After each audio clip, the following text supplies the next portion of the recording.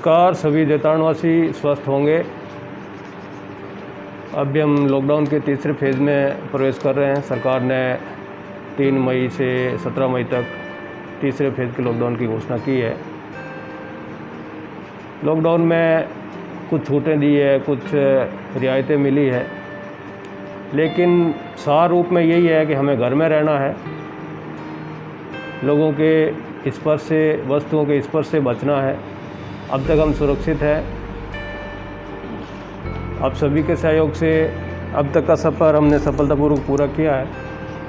आगे भी ऐसा ही सहयोग हमें बनाए रखना है। विशेष तौर से हमारे जो स्वयंसेवी संगठन जो पशुओं के लिए चारे की, पानी की, पक्षियों के लिए दाना की और असहाय लोगों के लिए, ज़रूरतमंद परिवारों के लिए सुबह शाम जो भोजन की व्यवस्था कर रहे थे,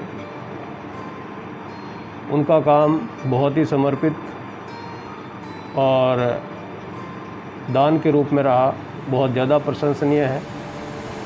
मैं अपेक्षा करूंगा उन सब से कि वो अगले चरण में भी अपनी मेहनत को, अपने समर्पण को आगे भी बनाए रखें, ताकि कोई ज़रूरतमंद, अपना कोई पड़ोसी भूखा नहीं सोए। ये हमारी जिम्मेदारी है।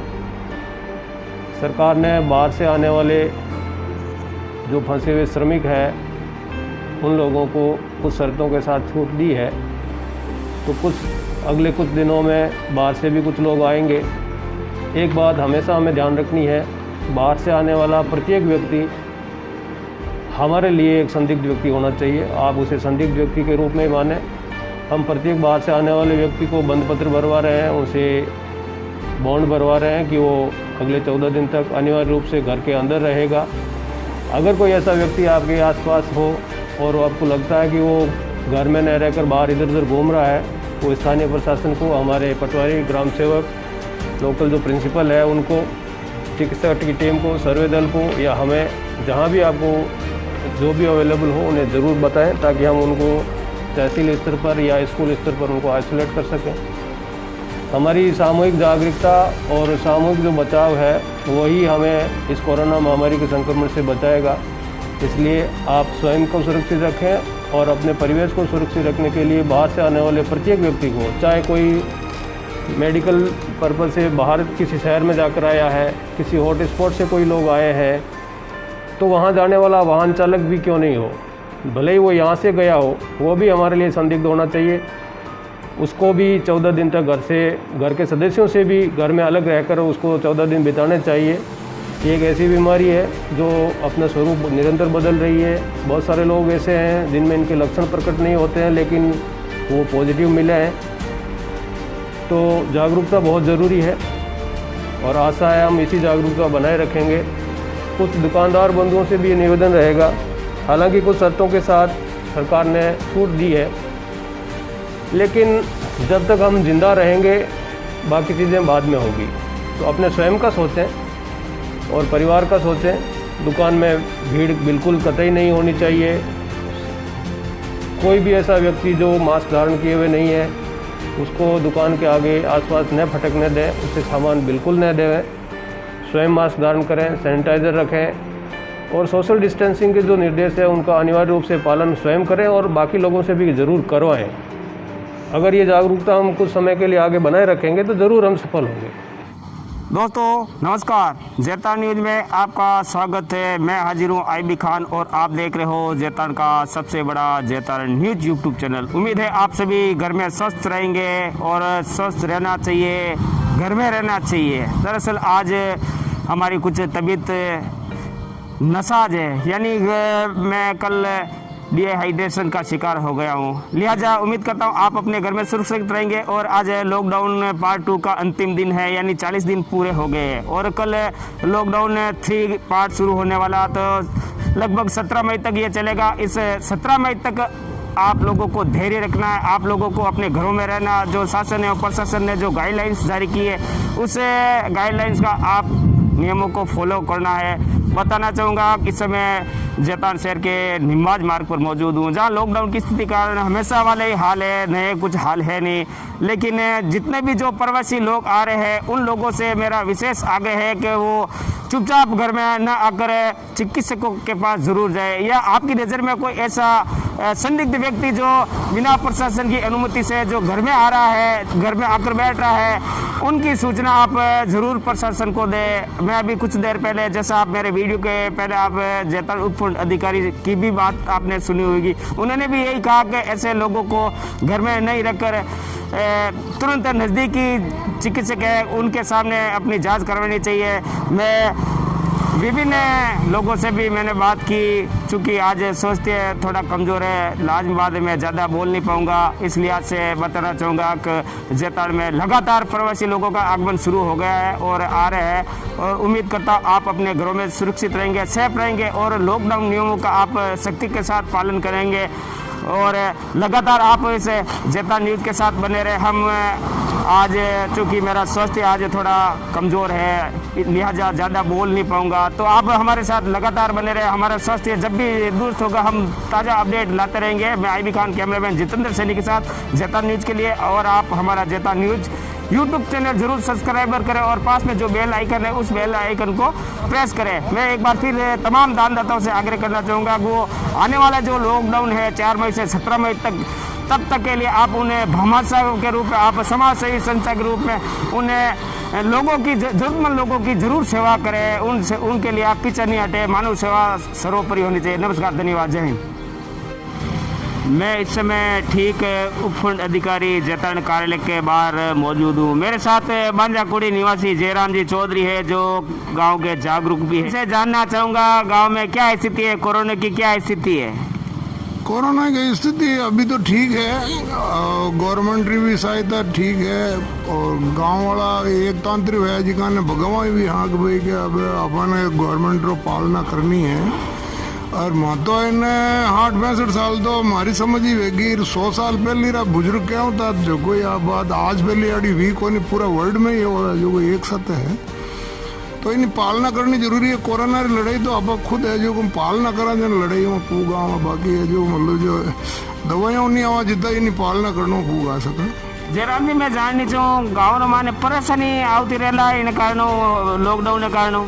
हाँ, परेशानी आवाजाही है, परेशानी आप अपना धंधा माते बैठा है, कोई है जो खेत में बैठा है, कोई बेरा माते बैठा है, कोई आप अपना घर में बैठा है, घर में है जिकान वे घर में रहूँ इसका भाई है जो बाहर बिना काम नहीं आवना।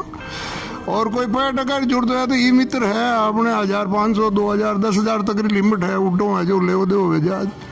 और एक जाओ एक आओ, एक जाओ एक जाओ, ज़्यादा झुंड में जाओ नहीं आवना नहीं, वो हमारे समस्या कोई दूजी है ही वो नहीं। जयराम जी, गांव में कई ऐसा लोग हैं जो को कमठा माते जाता, मजदूरी माते जाता, वे नहीं मजदूरी बंद वे भी तो पर रही मतलब गरीब स्थिति में है जिकान है जो को मतलब गवर्नमेंट है जो मतलब दे रही है, कई है जो को मतलब संस्था दे रही है। 5 किलो गेहूँ है, 5 किलो आटो है, दाल है, तेल है, वह सप्ताह भर भोजन मिले है, सरकारी तरफ फ्री गेहूँ भी मिले है। वह काम तो वही है, बाकी परेशानी है, बिना मजदूरी है जो लोग है जो परेशानी है। लेकिन लोगों ने एहतियात जरूर बरतनी चाहिए, लोगों ने घर में रहना चाहिए। जो सरकार ने जो को गाइडलाइन ने जारी की है उन्हें नियमों का पालन जरूर करना चाहिए। हाँ, बिल्कुल जरूर करना चाहिए, करे भी है। और मारा जाते है कई है जो को मतलब युवा है जो नहीं समझ रहा है, जिका ने कई बार भगवान भी हाँ और भागे भी है, डर मारिया जावे भी है, कोई भीड़ भाड़ नहीं करे, तो सरकार नियमों का पालन भी करे, ठीक है। तो ये थे जयराम जी जो बांजाकुड़ी के मूल निवासी है, जो जैतारण न्यूज़ से खास बातचीत कर रहे थे। मैं इस समय एक रसद की दुकान पर मौजूद हूँ, जहाँ लॉकडाउन को लेकर पिछले कई दिनों से ऐसी दुकानों में न केवल जैतारण बल्कि प्रदेश भर की ऐसी रसद की दुकानों पर लोगों की भीड़ है। भीड़ इसलिए है कि सरकार, राज्य सरकार एवं केंद्र सरकार ने जितने भी जो ज़रूरतमंद लोग हैं उन लोगों के लिए रसद की व्यवस्था की गई है। मेरे साथ मौजूद है भाई राजेश जी शर्मा, जिनसे मैं जानना चाहूँगा क्या व्यवस्था की है सरकार ने, आपकी ओर से क्या व्यवस्था है, अब तक आपने क्या क्या वितरण किए इन लोगों को जो राशन धारक है आपके पास, जो सरकारी योजना का जो इनको लाभ मिलता है वो क्या क्या आपने दिए है? खान साहब, हमने पिछले महीने अप्रैल महीने के अंदर 5 किलो रेगुलर जो खाद्य सुरक्षा के लाभार्थी हैं उनको 5 किलो प्रति मेंबर के हिसाब से दिया। उसके बाद 15 से 30 तारीख के बीच में प्रधानमंत्री ग्रामीण अन्न योजना के तहत जो एक्स्ट्रा गेहूँ मिले थे वो पर मेंबर 5 किलो के हिसाब से हमने खाद्य सुरक्षा में जो चयनित थे उन सभी परिवारों में पर मेंबर 5-5 किलो के हिसाब से गेहूँ दिया है। और इस माह हमने 1 तारीख से प्रति member 10 kilo, 5 kilo regular, 5 kilo प्रधानमंत्री ग्रामीण अन्न योजना के तहत फ्री में दे रहे हैं 10 किलो प्रति मेंबर गेहूँ। वो खाद्य सुरक्षा में जो चयनित परिवार है उनको दे रहे हैं। उनके साथ में मई महीने के अंदर हमारे पास में जो दाल आई है प्रति परिवार 1 kg फ्री में वो भी वितरण कर रहे हैं। राजेश जी, मैं जानना चाहूँगा, कई परिवार ऐसे हैं, हमारे पास भी शिकायत आती है, आपके पास भी शिकायत आती है, कई लोगों के नाम खाद्य सुरक्षा में नहीं जुड़े, उन लोगों के लिए आप क्या व्यवस्था करते हैं, चूँकि जरूरतमंद तो वो भी है। हमारे पास में जो खाद्य सुरक्षा में जो चयनित परिवार नहीं है उनको हम यही कहते हैं भाई आप पहले ई मित्र पे जाइए। जो ग्रामीण क्षेत्र के अंदर कुछ क्राइटेरिया बनाया हुआ है, जैसे कि हाथ ठेला है, उसके बाद में कमता मजदूर है, कच्ची बस्ती है, या फिर उत्तराखंड योजना, उत्तराखंड त्रासदी योजना वाले हैं, इस प्रकार से नॉर्म्स बने हुए हैं। उस नॉर्म्स के अनुसार जो क्राइटेरियम आता है वो ई मित्र वाले उनको जोड़ करके आगे ऑनलाइन करवाते हैं। अगर वो ऑनलाइन जुड़ जाते हैं तो हम उस आदमी को 2 दिन या 3 दिन बाद में हम उसको गेहूँ उपलब्ध करवा देते हैं। राजेश जी, मैं जानना चाहूँगा, कई बार ये देखने को मिलता है कि जो बाहरी लोग हैं और लंबे समय से यहाँ रह रहे हैं, लेकिन अब संकट की ये घड़ी है, लॉकडाउन की स्थिति है, ऐसी स्थिति में उनके राशन भी नहीं बने, वो लोग भी तो आते होंगे आपकी दुकान पर। हाँ, हमारे पास में हालांकि बाहरी एरिया के हैं जिनके नाम चयनित नहीं है। पहले एक व्यवस्था थी, जिले बाहरी जिले वाले को वितरण व्यवस्था दे सकते थे जिनका खाद्य सुरक्षा में नाम है, लेकिन पिछले महीने की 4 तारीख से ये व्यवस्था खत्म कर दी है। अब सिर्फ जिला ही फ्री रखा है। अब अगर हमारे जिले के अंदर कोई भी जिले का राशन कार्ड खाद्य सुरक्षा में अगर चयनित है तो उसको हम उसके हिसाब से जो गेहूँ बनता है उसका हम गेहूँ देते हैं। राजेश जी, मैं एक जानना चाहूँगा, एक समस्या और आती होगी, ओटीपी की समस्या शायद प्रदेश भर में हमने देखा है, हमने पढ़ा भी है, शायद आपके यहाँ पर भी आती है। ऐसी स्थिति में आप क्या करते हो? जो मोबाइल पे ओटीपी आती है, कई लोगों के नाम नहीं है, जैसा मेरा नाम मोबाइल में नहीं है, मोबाइल के नंबर दूसरे दे रखे, तो ऐसे में वो समस्या जरूर आती होगी आपके सामने ओटीपी की। हाँ खान साहब, इस महीने में हमारी जो सरकार ने एक नया नियम बनाया है कि प्रत्येक परिवार राशन कार्ड के साथ में अपना आधार कार्ड जो पोस्ट मशीन के अंदर सीडिंग है वो आधार कार्ड लेकर के आता है। उस आधार कार्ड के द्वारा ही गेहूँ वितरण किया जा रहा है। उसमें अगर किसी के नंबर गलत है तो भी हम उसको गेहूँ दे रहे हैं, चाहे ओटीपी गई है चाहे नहीं गई है। अगर उसका मोबाइल बंद है तो भी हम उसको दे रहे हैं। जिसकी ओटीपी जाती है उसका मैसेज चला जाता है, जिसकी ओटीपी नहीं जाती है तो उस उपभोक्ता हम वंचित नहीं रख रहे हैं, उस उपभोक्ता हम गेहूँ भी दे रहे हैं। राजेश जी, मैं जानना चाहूँगा कि आपकी दुकान कब खुलती है और कब बंद होती है, क्या समय है आपकी दुकान का? हालांकि समय तो पहले 10 बजे का टाइम था, लेकिन हम उपभोक्ताओं को मद्देनजर रखते हुए और गर्मी को देखते हुए हम सुबह 7 बजे शुरू कर देते हैं और लगभग 12-1 बजे जब तक उपभोक्ता आते रहते हैं हम दुकान खुली रखते हैं। उनको मना नहीं करते कि भाई आज आपको राशन नहीं मिलेगा।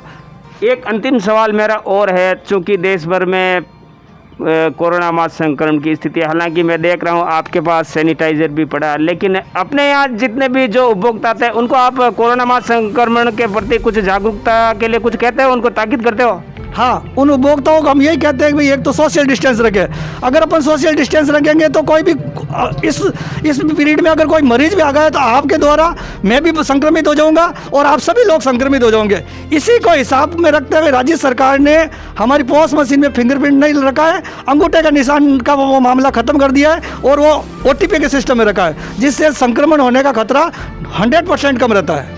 राजेश जी, एक सवाल और है आपसे, चूंकि देश भर में लॉकडाउन की स्थिति है और जरूरतमंद लोगों के लिए भामाशाह विभिन्न समाज सेवी संस्थाएं आगे आ रही है, लेकिन चूंकि राज्य सरकार की ओर से दिया जा रहा, आपको भी तो इन लोगों की सेवा करते हुए कुछ सुकून तो मिलता होगा? हाँ खान साहब, सबसे बड़ी बात है हमें खुशी इस बात की होती है कि हम इनको गेहूँ देते हैं तो हमें संतुष्टि इस बात की होती है कि ये उपभोक्ता कम से कम घर पे ले जा करके सामग्री ले जाकर गेहूँ ले जाकर पिसाएगा तो ये 1 महीने तक भूखा नहीं रहेगा।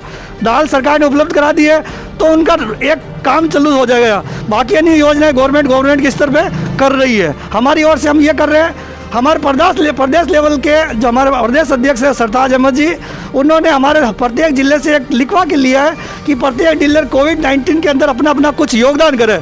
तो हम सभी ने एक लिख के दिया कि हमारे जो अप्रैल महीने का जो कमीशन बनता है उस कमीशन में से 500 रुपये प्रति डीलर काट दे और बाकी का हमें भुगतान कर दे। तो उससे क्या लगभग 27,000 राशन डीलर है, उसका एक एवरेज कमीशन का जोड़ के देंगे 500 रुपये के हिसाब से, तो लगभग 1,30-35 लाख के हिसाब से हमारा मुख्यमंत्री सहायता कोष में जमा हो जाएगा। बहुत उल्लेखनीय पहल है इन राशन डीलर एसोसिएशन की, जो खुद अपनी ओर से मुख्यमंत्री सहायता कोष में, जैसे कि भाई राजेश शर्मा बता रहे थे, 1 करोड़ से भी अधिक राशि है। तो ऐसे अनेक संस्थाएं हैं जिनको इस संकट के इस दौर में पीड़ित मानवों की सेवा के लिए आगे आना चाहिए। मैं फिर बताना चाहूँगा, मैं इस समय एक रसद की दुकान पर मौजूद हूँ जहाँ बड़ी संख्या में भीड़ है। हालांकि मैं भीड़ को नहीं बताना चाहता, चूँकि एक सिस्टम है, हम उनके चेहरे नहीं बता सकते, लेकिन इनकी सेवाएं उल्लेखनीय है। और तमाम उपभोक्ता से आग्रह है, जो भी ये वीडियो देखने वाले उनसे आग्रह है कि वो जो राज्य सरकार है, केंद्र सरकार द्वारा आपको जो सुविधा दी जा रही है, उन सुविधा का आप लाभ जरूर लें और